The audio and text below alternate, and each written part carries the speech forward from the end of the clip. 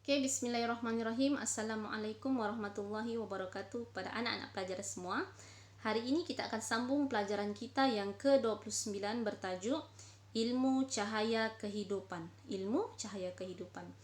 Oke, sebelum itu kita kena tahu dulu, kenapa cahaya itu penting dalam kehidupan kita yang seharian. Cahaya itu penting adalah untuk supaya kita mudah untuk melakukan kerja kan. Bila kita mudah melakukan kerja, mudah untuk berjalan dengan adanya cahaya, kita tidak mudah untuk terlanggar ke ambil sesuatu benda yang salah. Maksudnya ada cahaya yang bantu kita untuk buat perkara yang betul. Begitu juga dengan ilmu. Bila kita ada ilmu, ilmu akan bantu kita untuk membuat suatu keputusan dengan betul, dan kita akan telusuri jalan kehidupan kita sehari-harian itu tanpa ada kesalahan ataupun kita mengurangkan kesalahan yang kita lakukan dalam kehidupan. Itu adalah persamaan ataupun kenapa ilmu itu disamakan dengan cahaya. Cahaya penting dalam kehidupan, ilmu juga penting dalam kehidupan seperti mana cahaya penting dalam kehidupan. Oke, kita tengok tentang kewajiban menuntut ilmu.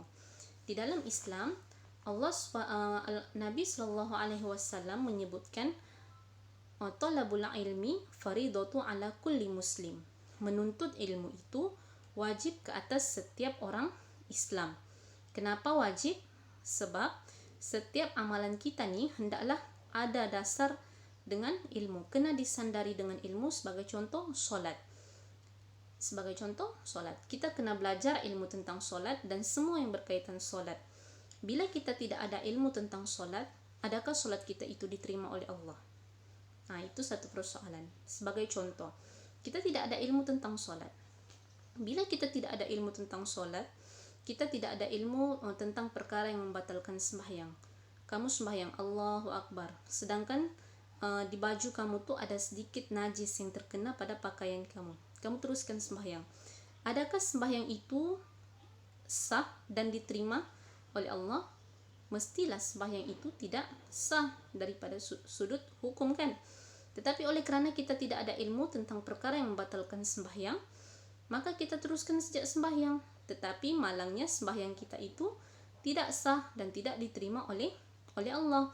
Jadi itulah kenapa setiap yang kita lakukan itu kena ada ilmu. Sebagai contoh, satu perkara lagi, kamu tidak pandai memperbaiki kereta, tetapi kamu pandai-pandai untuk memperbaiki kereta. Apa yang akan jadi dengan kereta itu? Mestilah kereta itu akan semakin rosak, sebab kamu tidak ada ilmu untuk memperbaiki kereta, tetapi kamu pandai-pandai untuk memperbaiki kereta, jadilah dia seperti tikus memperbaiki labu. Jadi setiap benda yang kita buat nih, kita kena ada ilmu supaya apa yang kita buat tuh kita bukan semakin merosakkan, tapi kita buat dengan benda tuh dengan betul. Itulah kenapa pentingnya ilmu dan kenapa Nabi menekankan bahwa setiap muslim nih wajib untuk menuntut ilmu. Oke. Di sini ustazah ada bahagikan ilmu itu terbahagi kepada dua, yaitu ilmu fardu ain dan ilmu fardu kifayah. Apa dia ilmu fardu ain dan apa dia ilmu fardu kifayah? Oke, kita pergi kepada ilmu fardu ain dahulu. Ilmu fardu ain ini adalah ilmu yang wajib dipelajari oleh setiap individu, setiap orang. Yaitu ilmu yang wajib dipelajari oleh setiap individu, setiap orang. Kita semua inilah di kalangan pelajar wajib untuk mempelajari ilmu ini. Apa dia ilmu fardu ain itu? Yang pertama adalah ilmu tauhid. Apa itu ilmu tauhid? Ilmu tauhid itu adalah ilmu berkenaan dengan akidah Islam. Itu yang kamu belajar, rukun Islam, rukun iman. Oke. Kemudian yang kedua adalah ilmu fiqh. Apa itu maksud ilmu fiqh? Ilmu fiqh bermaksud ilmu ibadah. Kamu belajar tentang solat, kamu belajar tentang puasa, kamu belajar tentang wudhu, kamu belajar tentang cara-cara mandi wajib, kamu belajar tentang apa lagi? Cara berjual beli. Itu adalah ilmu fiqh. Ilmu fiqh ini adalah yang berkaitan dengan ibadah dalam kehidupan kita seharian. Oke, yang ketiga, apa ilmu yang wajib kita pelajari? ilmu yang wajib kita pelajari adalah ilmu akhlak. Macam mana cara kita beradab dengan ibu bapa, macam mana cara kita beradab dengan guru, macam mana cara kita beradab dengan jiran, dan apa-apa yang berkaitan dengan akhlak itu adalah ilmu yang wajib kita pelajari. Okey, ketiga, okey ustazah, kalau saya tidak pelajari ilmu tauhid, ilmu fiqh dan ilmu akhlak ni, apa yang akan jadi dengan saya? Okey. Wajib, bila dikatakan wajib, maksudnya bila kita tidak pelajari, kita akan menanggung dosa. Sebab sebagai contoh, kalau kita tidak tahu ilmu untuk mengambil wuduk, kita tidak tahu, bila kita tidak belajar ilmu mengambil wuduk, macam mana sembahyang kita akan sah. Jadi bila kita tidak belajar, kita malas untuk belajar, yang akan berdosa siapa? Diri kita sendiri. Sebab itulah fardu ain ini dikatakan wajib bagi setiap orang Islam. Macam perempuan kena tahu ilmu tentang haid, mandi wajib, tidak boleh dilewat-lewatkan mandi wajib selepas habisnya haid. Orang yang sengaja melewat-lewatkan mandi wajibnya akan mendapat dosa. Oke, itu ilmu yang pertama. Ilmu yang kedua adalah ilmu fardu kifayah. Apa maksud fardu kifayah? Yaitu wajib dipelajari oleh sebahagian anggota masyarakat sahaja. Sebagai contoh, ilmu ekonomi, ilmu sains, ilmu geografi. Macam contoh ilmu ekonomi kan.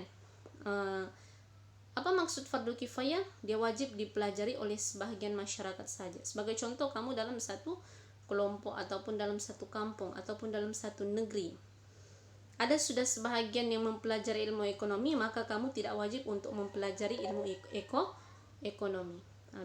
Begitu juga dengan sains. Bila ada sudah orang lain yang belajar tentang sains, kedokteran, apa semua itu kan, menjadi doktor, maka kamu tidak wajib untuk mempelajari ilmu itu. Jadi bukan maksudnya, bilang Ustazah Ratna, sains geografi itu sebahagian je yang wajib belajar. Jadi ada sudah kawanku belajar sains geografi itu, anda pernah aku belajar, bukan begitu ya istilahnya di dalam kelas, bukan. Nanti markah kamu kosong pula. Maksud Ustazah tuh contohnya, kalau ada sudah yang menjadi doktor di dalam negara kamu tuh ataupun negeri kamu, tempat kamu tinggal tuh, maksudnya kamu perlu cari. Kalau kamu tidak jadi dokter pun tidak berdosa. Kalau kamu ada yang jadi imam di kampung kamu, kalau kamu tidak jadi kamu tidak wajib sudah untuk menjadi imam. Begitu maksud fardu kifayah ya. Oke, kita pergi kepada tajuk kecil yang seterusnya. Ini adalah sangat penting. Adab-adab menuntut ilmu. Ini adalah termasuk dalam bidang akhlak. Apa dia adab-adab dalam menuntut ilmu? Adab ini sangat penting ya. Bila kita menjaga adab ketika kita menuntut ilmu, walaupun ilmu itu secara berdepan dengan guru dan secara maya macam sekarang nih, kita perlu mematuhi adab-adab dalam menuntut ilmu. Apa dia adab-adab menuntut ilmu? Yang pertama adalah kita hendaklah muliakan dan hormati guru. Ini yang paling penting lah, hormati guru. Hormati guru tuh macam mana? Bukan tabi hormat macam gitu ya. Hormati guru itu daripada sudut sikap lah. Bila ada guru bertanya, kita respon. Bila ada guru minta kita siapkan tugasan, kita siapkan tugasan. Bila kita ada masalah, kita boleh bagi tahu guru. Kemudian selain itu, cara kita menghormati guru, bila kita WhatsApp guru kan, kalau di dalam telepon, macam mana cara kita menghormati guru dalam telepon ataupun dalam WhatsApp. Bila kita WhatsApp, kita kena ucapkan Assalamualaikum, nyatakan nama saya, daripada saya begini-begini, nama saya Fulan bin Fulan, saya daripada kelas ni, Ustazah bolehkah saya tanya, baru kita teruskan pertanyaan. Itu adalah adab. Orang yang beradab dalam menuntut ilmu ni, dia mudah untuk faham. Allah berikan dia kefahaman. Ilmu ni guru boleh beri, tetapi kefahaman hanya Allah yang boleh beri. Itu adalah kelebihan orang yang beradab dalam menuntut ilmu. Itu akan dibincangkan dalam tajuk seterusnya. Oke, adab yang pertama adalah kena hormati guru. Yang kedua, menjauhi maksiat dan kemungkaran. Bila kamu sebagai seorang pelajar, kamu adalah seorang penuntut ilmu.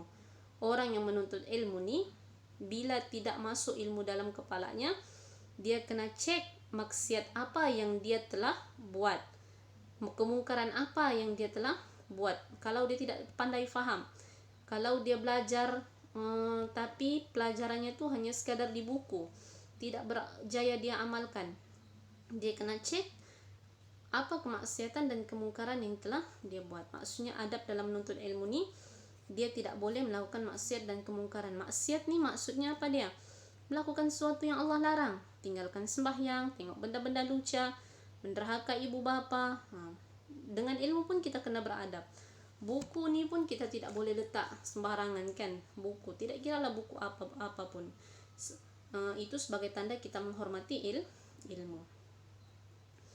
Kemudian yang ketiga, mengisi masa lapang dengan perkara-perkara yang berfaedah. Bila kamu ada masa lapang, selesaikan tugasan kamu dulu sebagai seorang pelajar.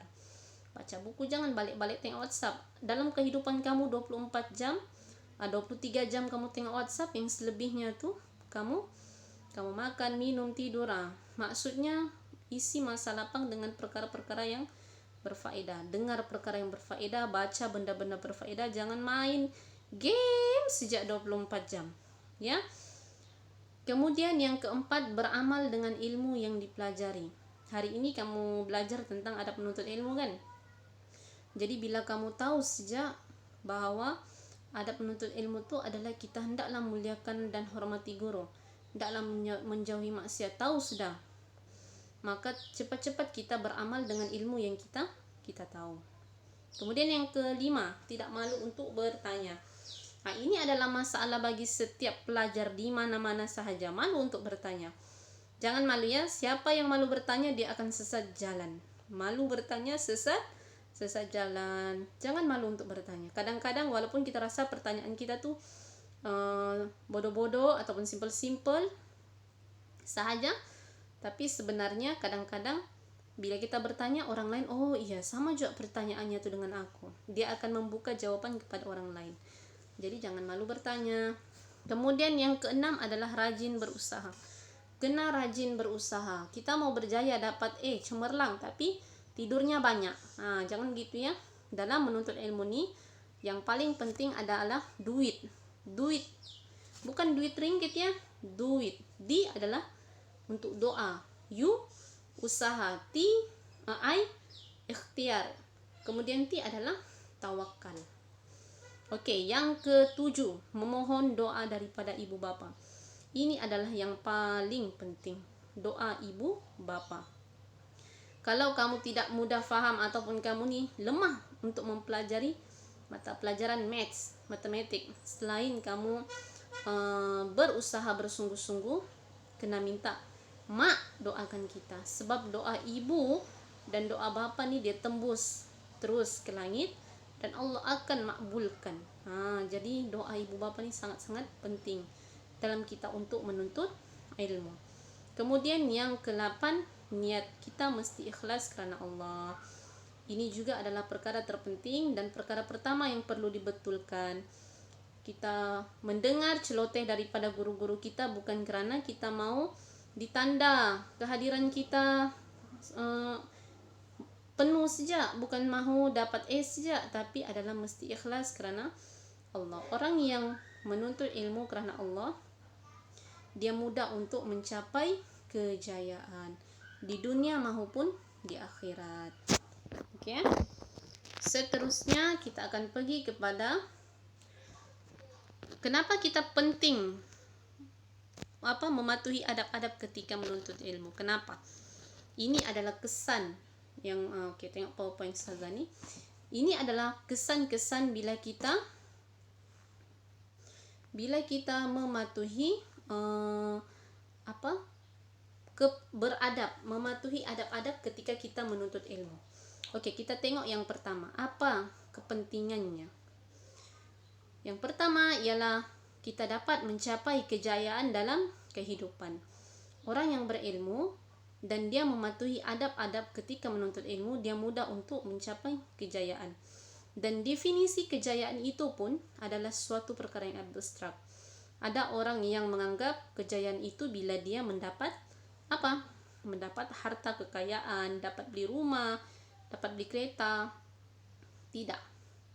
Tetapi kejayaan yang sebenar adalah bila kita hidup dalam keadaan tenang dan ilmu yang kita amalkan itu bermanfaat untuk kita dan juga bermanfaat untuk orang lain. Oke.